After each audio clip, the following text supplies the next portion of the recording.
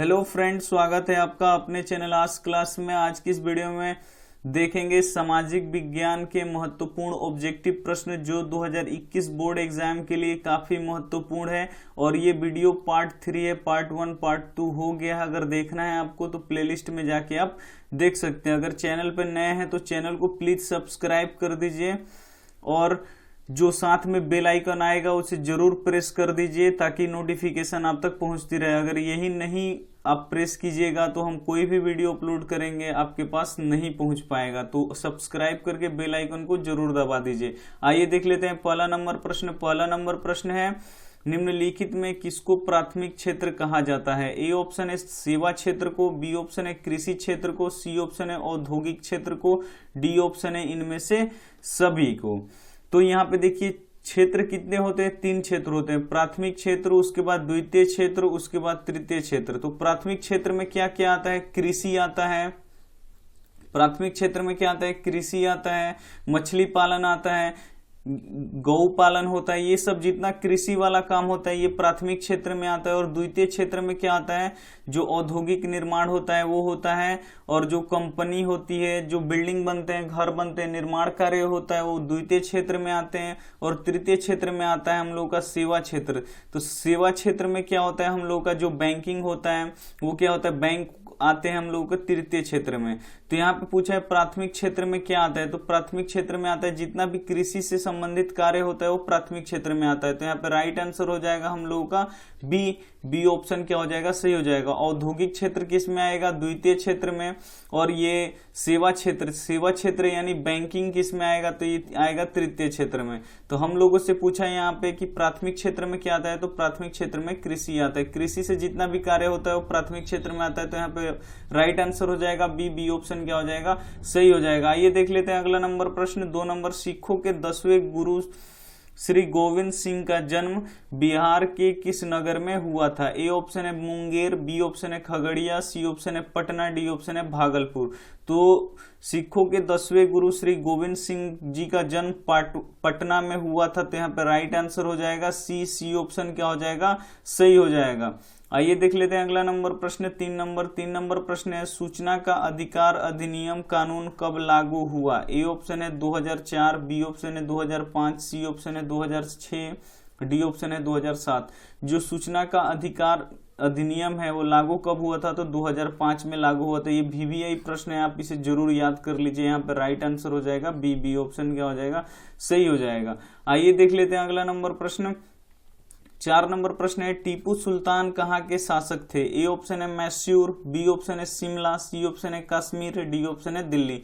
जो टीपू सुल्तान थे वो साउथ के यानी दक्षिण भारत के सबसे महान शासक थे जो अंग्रेजों की लड़ाई में काफी हम भारत की सहयोग दिए थे। तो यहाँ कहाँ के थे? ये मैसूर के थे। तो यहाँ पे राइट आंसर हो जाएगा हम लोग का ए ऑप्शन क्या हो जाएगा? सही हो जाएगा। आइए देख लेते हैं अगला नंबर प्रश्न। अगला नंबर प्रश्न है 5 नंबर, सविनय अवज्ञा आंदोलन कब और कहां से शुरू हुआ? ए ऑप्शन है भूज 1920, बी ऑप्शन है अहमदाबाद 1930, सी ऑप्शन है दांडी 1930, डी ऑप्शन है दिल्ली 1947। तो जो सविनय अवज्ञा आंदोलन है वो कहां से शुरू हुआ था? तो दांडी से शुरू हुआ था। तो यहाँ पर राइट आंसर हो जाएगा सी ऑप्शन क्या हो जाएगा? सही हो जाएगा। आइए देख लेते हैं अगला नंबर प्रश्न। अगला नंबर प्रश्न है 6 नंबर, वार एंड पीस किसकी रचना है? जो वार एंड पीस एक क्या है? पुस्तक है। ये किसने लिखा था इसे? ए ऑप्शन है कार्ल मार्क्स, बी ऑप्शन है लियो टॉल्स्टॉय, सी ऑप्शन है हिटलर, डी ऑप्शन है इनमें से कोई नहीं। ये सारे VVI प्रश्न है जो आपके एग्जाम में डायरेक्ट आएंगे। तो एक भी प्रश्न आप छोड़िएगा मत, सबको देख लीजिए और जो याद नहीं है उसे आप याद कर लीजिए। अगर चैनल पर नए हैं तो चैनल को तो जरूर सब्सक्राइब कर दीजिए, ये चैनल आपकी पढ़ाई में जरूर मदद करेगा। वार एंड पीस किसकी रचना है? तो वार एंड पीस किसकी रचना है? लियो टॉल्स्टॉय, यानी यहाँ पे राइट आंसर हो जाएगा बी ऑप्शन क्या हो जाएगा? 100% सही हो जाएगा। आइए देख लेते हैं अगला नंबर प्रश्न। अगला नंबर प्रश्न है 7 नंबर, वेदों की ओर लौटो का नारा किसने दिया था? यह भी महत्वपूर्ण प्रश्न है। ए ऑप्शन है रामकृष्ण परमहंस, बी ऑप्शन है स्वामी विवेकानंद, सी ऑप्शन है स्वामी दयानंद सरस्वती, डी ऑप्शन है टैगोर। तो यहाँ पे जो वेदों की ओर लौटो के नारा किसने दिया था? तो ये स्वामी दयानंद सरस्वती ने दिया था। तो यहाँ पे राइट आंसर हो जाएगा हम लोगों का सी ऑप्शन क्या हो जाएगा, स्वामी दयानंद सरस्वती क्या हो जाएगा, सही हो जाएगा। आइए देख लेते हैं अगला नंबर प्रश्न। संजय गांधी जैविक उद्यान किस नगर में स्थित है? ए ऑप्शन है राजगीर, बी ऑप्शन है बोधगया, सी ऑप्शन है पटना, डी ऑप्शन है बिहार शरीफ। जो संजय गांधी जैविक उद्यान है यानी एक चिड़ियाघर है, तो ये कहाँ किस नगर में स्थित है? तो पटना नगर में स्थित है। तो यहाँ पे राइट आंसर हो जाएगा हम लोगों का सी ऑप्शन क्या हो जाएगा, 100% सही हो जाएगा। आइए देख लेते हैं अगला नंबर प्रश्न। अगला नंबर प्रश्न है 9 नंबर, चावल है। ए ऑप्शन है खरीफ फसल, बी ऑप्शन है रबी फसल, सी ऑप्शन है जायद फसल, डी ऑप्शन है नगदी फसल। तो जो चावल होता है वो कौन सा फसल है? खरीफ फसल है। तो यहाँ पर राइट आंसर हो जाएगा ए ऑप्शन क्या हो जाएगा, सही हो जाएगा। चावल क्या है? खरीफ फसल है। और रबी फसल में कौन आता है? तो पूछ लेता है कि गेहूं कौन सा फसल है, तो गेहूं कौन सा फसल होता है? तो ये होता है हम लोगों का रबी फसल। अगर पूछ दे कि गेहूं कौन सा फसल है तो रबी फसल, और चावल कौन सा फसल है तो खरीफ फसल। तो यहाँ पे राइट आंसर हो जाएगा ए ऑप्शन क्या हो जाएगा, सही हो जाएगा। आइए देख लेते हैं अगला नंबर प्रश्न। अगला नंबर प्रश्न है सौर ऊर्जा का कौन सा संसाधन है? ए ऑप्शन है मानवकृत, बी ऑप्शन है नवीकरणीय, सी ऑप्शन है अजैविक, डी ऑप्शन है अनवीकरणीय।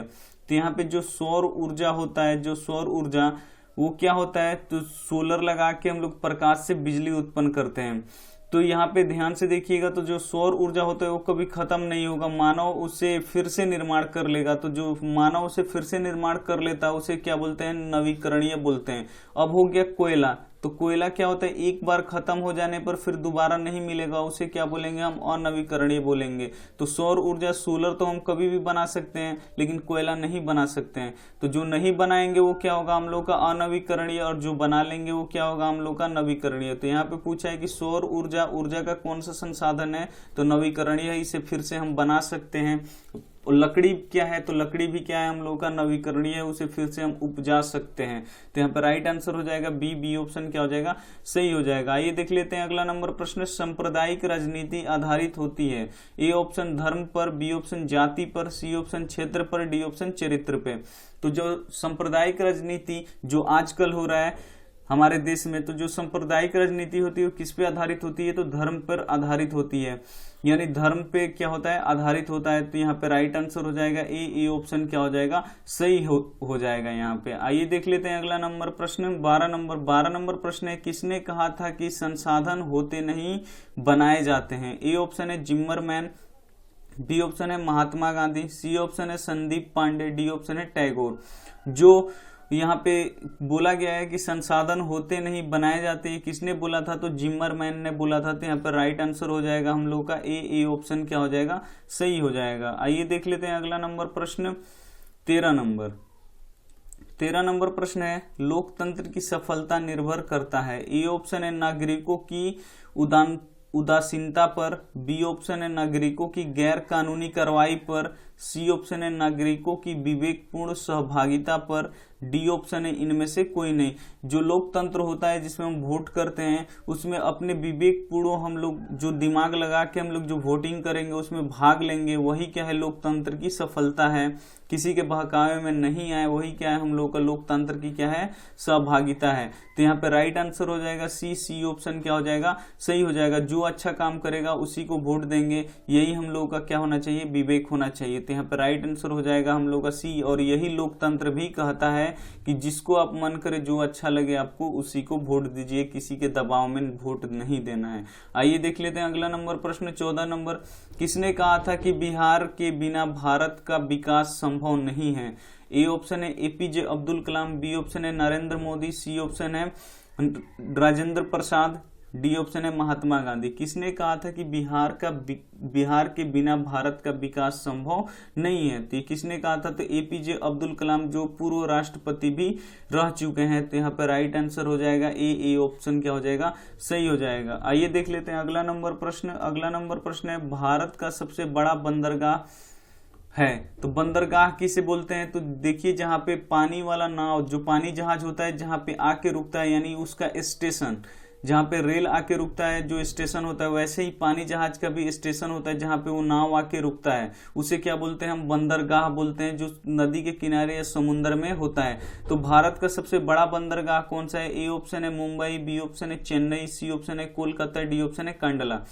तो जो भारत का सबसे बड़ा बंदरगाह है तो कौन सा है? मुंबई है। तो यहाँ पे राइट आंसर हो जाएगा ए ऑप्शन क्या हो जाएगा? सही हो जाएगा। ये प्रश्न VVI है, आप इसे याद कर लीजिएगा। ये देख लेते हैं अगला नंबर प्रश्न, और लास्ट तक देखिए, जो नहीं याद होगा उसे आप याद कर लीजिए, ये आपकी परीक्षा के लिए काफी हेल्पफुल है। और चैनल पर नए हैं तो चैनल को तो जरूर सब्सक्राइब कर दीजिए। सर्वाधिक वर्षा होती है, पूछ रहे कहाँ पे सर्वाधिक वर्षा होती है? ए ऑप्शन है पूर्णिया में, बी ऑप्शन है चेरापूंजी में, सी ऑप्शन है कोची में, डी ऑप्शन है मानसीराम में। तो भारत में सर्वाधिक वर्षा कहाँ पे होती है? मानसीराम में होता है। ये भी पूछ लेता है कि मानसीराम कहाँ है, तो मेघालय में है। मानसीराम कहाँ पे है? मेघालय में है। मानसीराम कहाँ है? मेघालय में है। और यहाँ पे सबसे ज्यादा बारिश होती है साल भर में सबसे ज्यादा बारिश होती है। और ये कहाँ पे? भारत में। और किस राज्य में है? तो मेघालय राज्य में है। तो सर्वाधिक वर्षा कहाँ पे होती है? तो मानसीराम में। तो यहाँ पे डी ऑप्शन क्या हो जाएगा? सही हो जाएगा। ये देख लेते हैं अगला नंबर प्रश्न। अगला नंबर प्रश्न है 17 नंबर, सेफ्टी लैंप के आविष्कारक हैं। ए ऑप्शन है न्यूटन, बी ऑप्शन है जॉन के, सी ऑप्शन है हेम्फ्री डेवी, डी ऑप्शन है इनमें से कोई नहीं।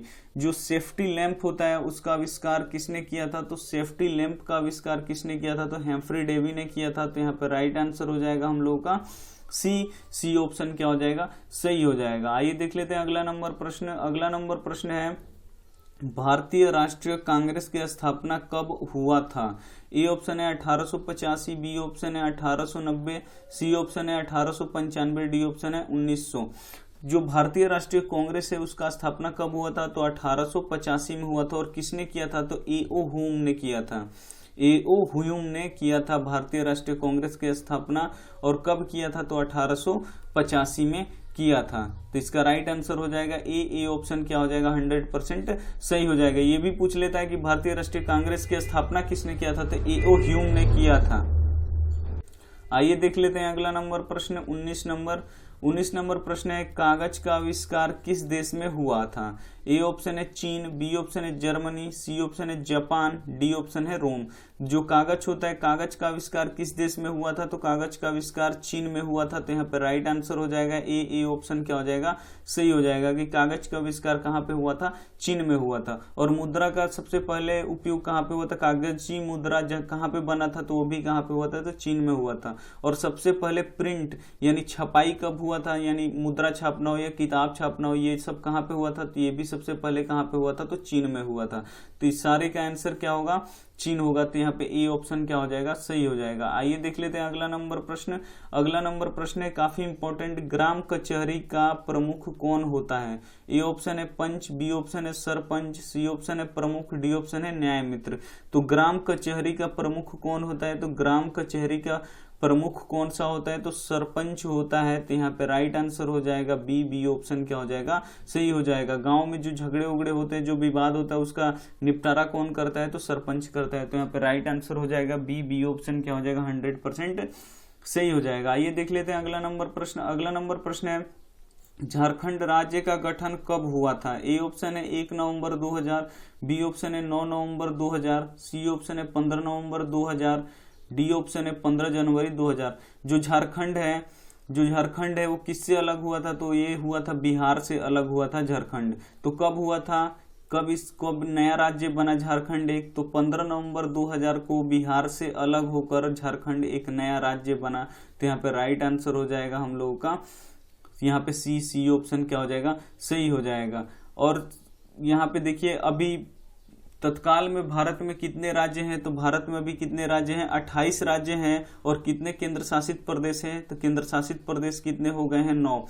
पहले एक राज्य था जम्मू कश्मीर, जिसे अब राज्य का दर्जा छीन लिया गया है। तो पहले 29 था, तो अब कितना हो गया? एक को राज्य का दर्जा छीन लिया गया है, तो एक माइनस हो गया। तो कितना बचा अब? 28। और पहले केंद्र शासित प्रदेश था 7।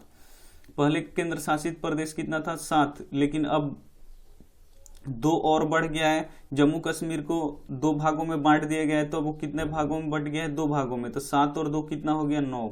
देख लेते हैं अगला नंबर प्रश्न। अगला नंबर प्रश्न है 22 नंबर, मानव पूंजी के प्रमुख घटक हैं। ए ऑप्शन है ज्ञान, बी ऑप्शन है कौशल, सी ऑप्शन है अनुभव, डी ऑप्शन है इनमें से कोई, इनमें से सभी। तो मानव पूंजी के प्रमुख घटक है तो ज्ञान होना चाहिए, उसके लिए कुशलता होना चाहिए और अनुभव होना चाहिए, तभी आपके पास पूंजी बहुत ज्यादा होगा। तो इनमें से सभी क्या हो जाएगा, हम लोगों का सही आंसर हो जाएगा, यानी डी ऑप्शन क्या हो जाएगा, इनमें से सभी क्या हो जाएगा, सही हो जाएगा। आइए देख लेते हैं अगला नंबर प्रश्न। अगला नंबर प्रश्न है लोकतंत्र जनता का, जनता के द्वारा और जनता के लिए शासन है, यह कथन किसने कहा था। ए ऑप्शन है अरस्तु, बी ऑप्शन है जॉर्ज वाशिंगटन, सी ऑप्शन है अब्राहम लिंकन, डी ऑप्शन है लॉर्ड ब्रिस। तो जो लोकतंत्र जनता का, जनता के द्वारा जनता के लिए शासन है, यह कथन किसने कहा था, तो अब्राहम लिंकन ने कहा था। तो यहाँ पे राइट आंसर हो जाएगा यहाँ पे सी ऑप्शन क्या हो जाएगा, 100% सही हो जाएगा। आइए देख लेते हैं अगला नंबर प्रश्न 24 नंबर। नेपा नगर किसके लिए प्रसिद्ध है। ए ऑप्शन है चीनी मिल के लिए, बी ऑप्शन है अखबारी कागज के लिए, सी ऑप्शन है सीमेंट के लिए, डी ऑप्शन है सूती कपड़ा के लिए। जो नेपा नगर है वो किसके लिए प्रसिद्ध है, तो जो अखबारी कागज होता है, जो इसमें हम न्यूज़पेपर डेली पढ़ते हैं, समाचार पत्र जिसमें हम डेली पढ़ते हैं, वो पेपर सबसे ज्यादा कहाँ पे होता है, नेपा नगर में होता है। तो यहाँ पे राइट आंसर हो जाएगा बी ऑप्शन क्या हो जाएगा, सही हो जाएगा। और पन्ना किसके लिए मशहूर है, तो पन्ना जो मध्य प्रदेश में है, पन्ना कहाँ पे है, मध्य प्रदेश एमपी में है। और ये किसके लिए प्रसिद्ध है, तो हीरा की खान के लिए क्या है, प्रसिद्ध है। तो ये भी प्रश्न आता है कि पन्ना किसके लिए प्रसिद्ध है, हीरा के लिए। और नेपा नगर किसके लिए प्रसिद्ध है, तो अखबारी कागज के लिए। दोनों प्रश्न आप याद कर लीजिए, आपके लिए काफी महत्वपूर्ण है। आइए देख लेते हैं अगला और लास्ट प्रश्न 25 नंबर प्रश्न है यंग यूरोप के संस्थापक कौन है। A option Mazzini, B option Garibaldi, C option Emmanuel, D option Mussolini. तो जो यंग यूरोप था उसका स्थापन यंग यूरोप की स्थापना किसने किया था, तो मेजनी ने किया था। तो यहाँ पे राइट आंसर हो जाएगा ए ऑप्शन क्या हो जाएगा, 100% सही हो जाएगा। अगर वीडियो अच्छा लगा हो तो जरूर उसे लाइक कर दीजिए, बिना लाइक एकदम करना है। और अगर आपके जो दोस्त हो, फ्रेंड हो, अगर ये वीडियो आपको अच्छा लगा हो तो उनके पास जरूर शेयर कीजिए। और चैनल पे आप नए हैं तो चैनल को प्लीज सब्सक्राइब कर दीजिए। थैंक यू फॉर वॉचिंग, मिलते हैं अगले वीडियो में।